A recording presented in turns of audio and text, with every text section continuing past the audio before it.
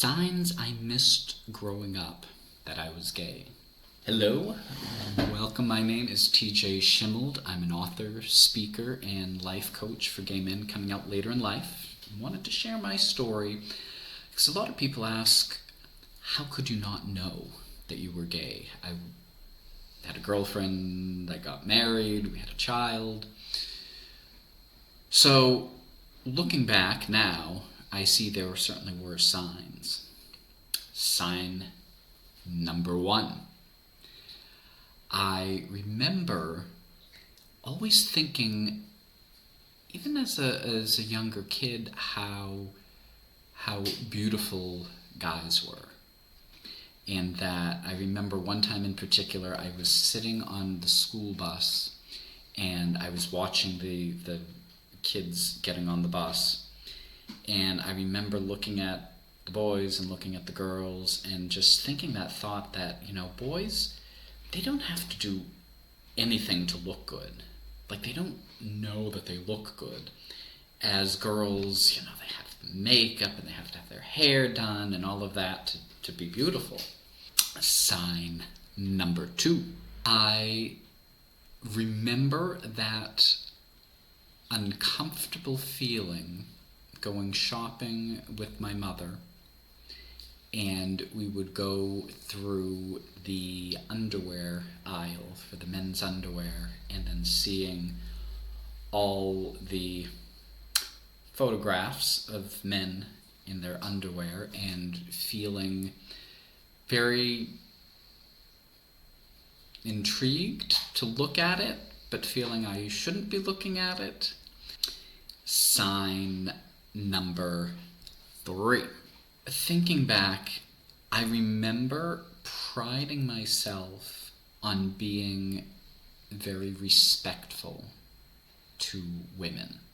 I didn't want to be that kind of guy who would stare at women or, look at different parts of their body and all of that. So I thought I was being respectful. And I remember one time sitting in English class and a friend of mine just kind of hit me in the arm and said, TJ, why do you always when a guy walks through the door, why do you always look them up and down? And instantly I was offended and said, no, I don't do that. Don't be stupid. But it's true. I did what I thought was being respectful to women. I realized because there wasn't really a desire to look them up and down as I did for a guy. Sign number four. I always felt a lot more comfortable around girls. Some of my best friends throughout school, throughout high school, throughout college were women. And I just felt I could relate to them better. I could talk to them better. I felt more relaxed around them. Sign number five. I tried my hardest to fit in with the male stereotype of liking sports. When I was young, I played baseball, I played soccer. I tried very hard to understand football. I still don't understand football. I remember specifically, because, I'm an intelligent guy. I remember being in high school and my girlfriend, who later became my wife, was on the color guard.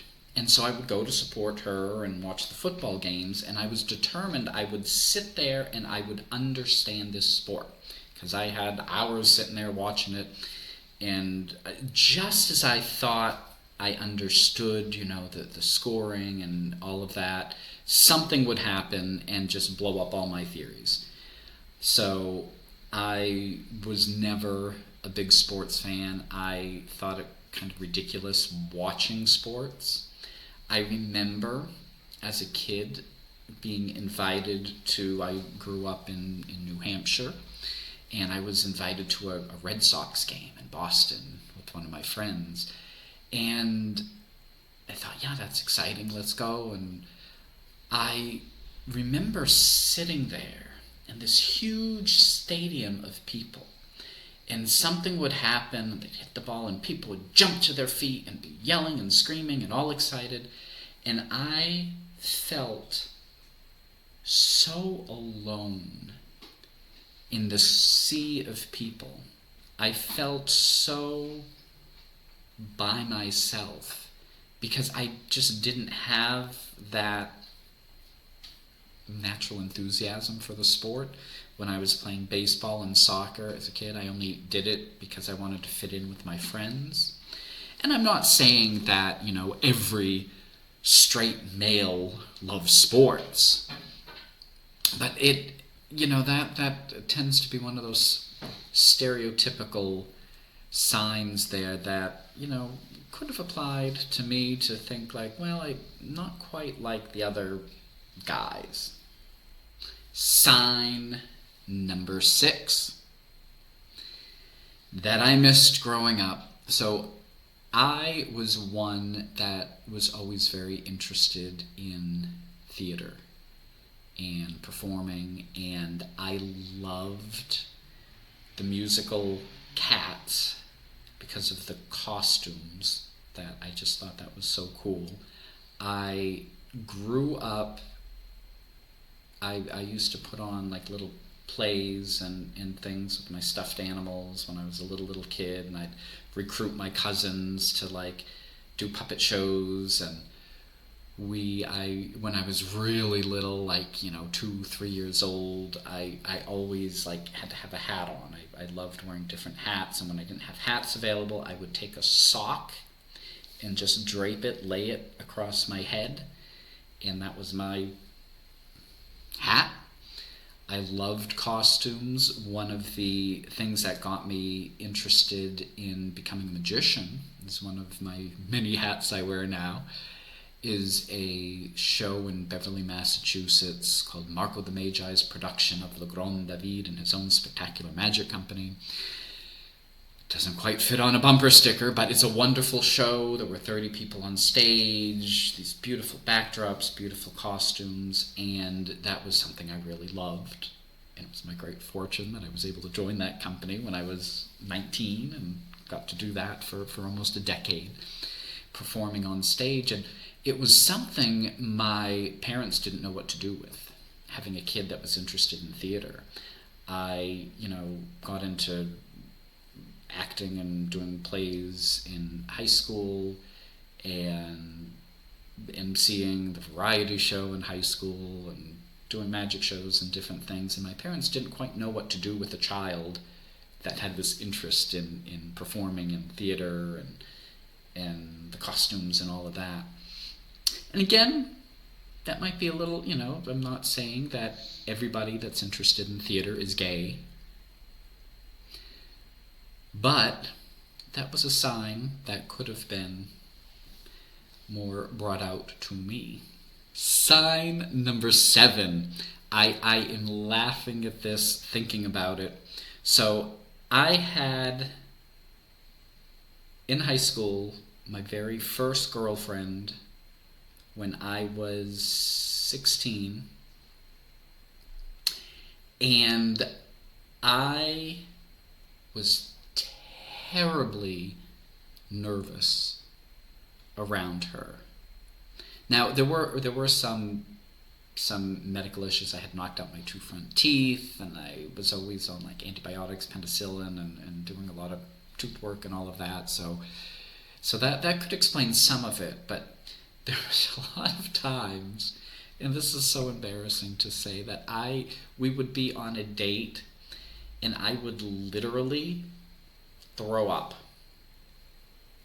That I would just get so nervous being with her, or if we were going to kiss, or any of that kind of stuff, and it would make me so nervous. And I thought, well, maybe it's just because I these stomach issues because of penicillin really kind of wrecked my stomach, and antibiotics and different things. And so I had excuses.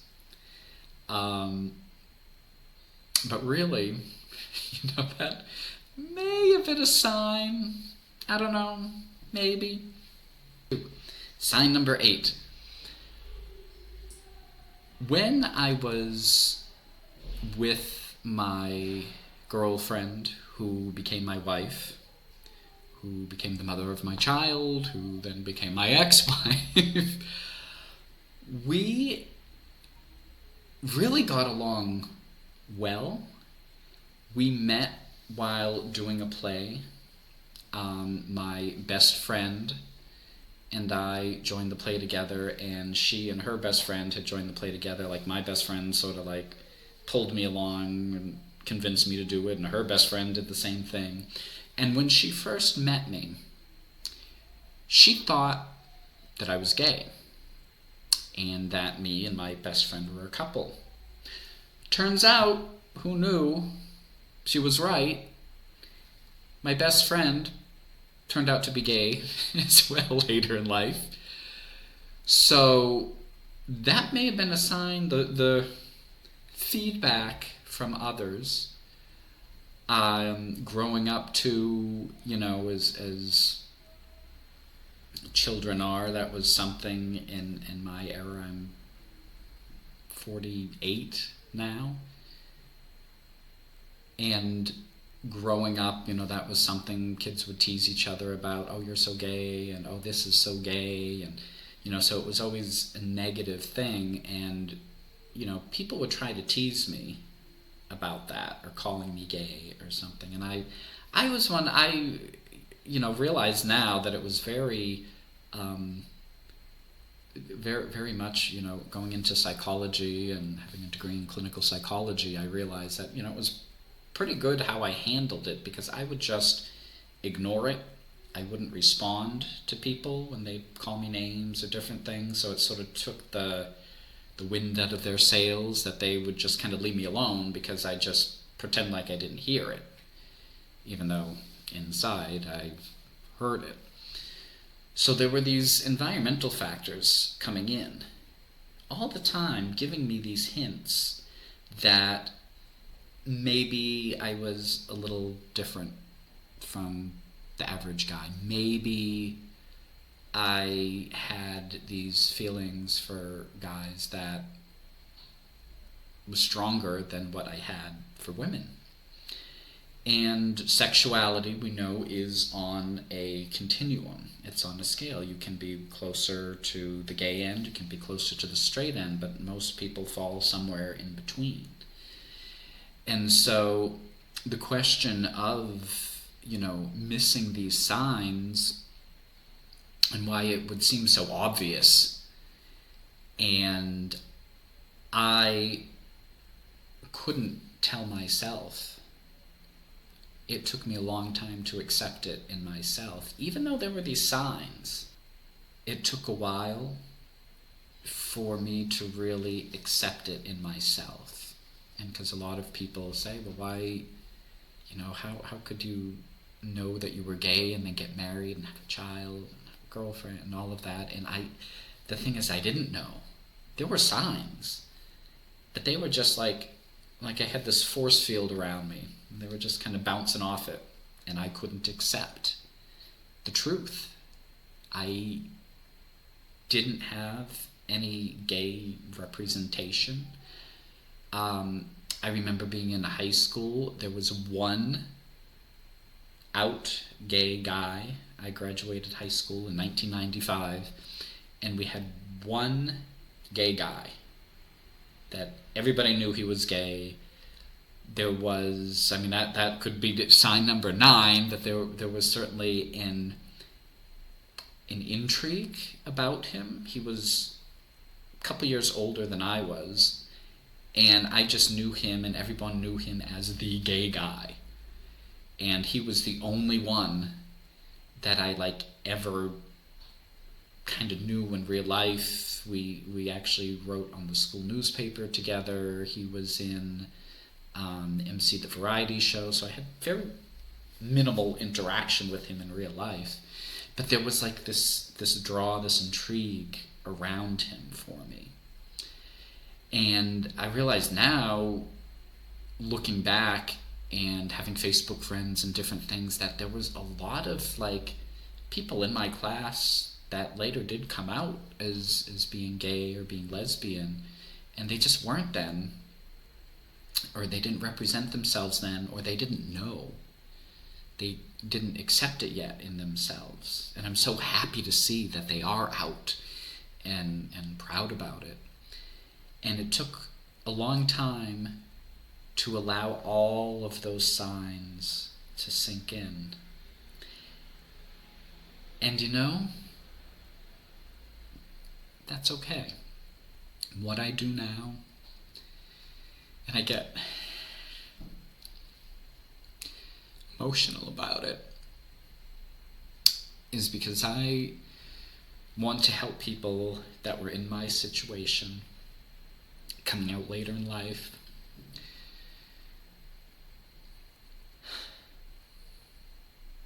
who felt, who feel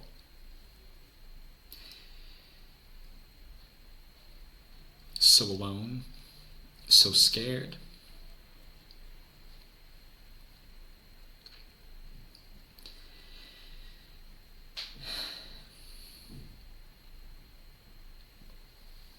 And I want you to know, you'll be okay.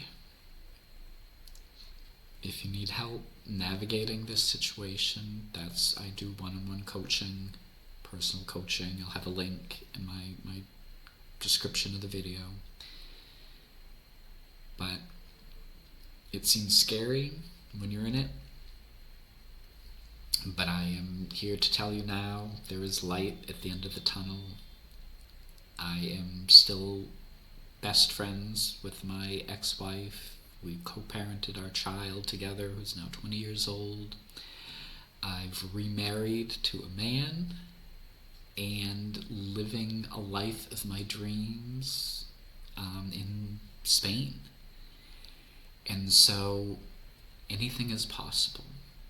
And I just want you to always remember to embrace your magic and live your dreams.